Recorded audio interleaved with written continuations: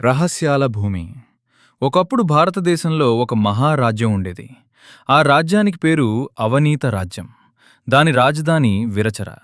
ఆ అవనీత రాజ్యాన్ని తరతరాలుగా పరిపాలిస్తూ వచ్చిన వంశానికి చెందినవాడు రాజా శ్రీ విరూపాక్షుడు. ఆయన తండ్రి, తాతలు, ముత్తాతలు కూడా ఇదే రాజ్యాన్ని పాలించిన గొప్ప రాజులు. రాజా విరూపాక్షుడు శ్రీ మహావిష్ణువుకు అపారమైన భక్తుడు.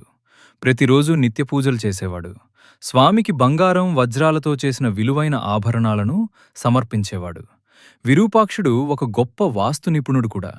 తన అపారమైన సంపదను రక్షించటానికి రాజ్యంలో రహస్య గదులను నిర్మించాడు. ఆ సంపద విలువ మాటల్లో చెప్పలేనిది.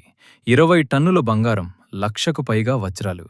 ఆ ఖజానాలో ప్రత్యేకంగా ఆకర్షణీయమైనది నీలిరంగులో మెరిసే శ్రీ మహావిష్ణువు విగ్రహం. కాని ఆ ప్రధాన ఖజానా గదిని రాజా విరూపాక్షుడు సాధారణ తాళాలతో కాదు, యక్షిని రక్షణ మంత్రంతో మూసివేశాడు. ఆ గది శక్తివంతమైన మాయాబంధనాలతో పూర్తిగా మూసివేయబడి ఇప్పటికీ ఎవరికీ అందకుండకుండా రహస్యంగా నిలిచి ఉంది.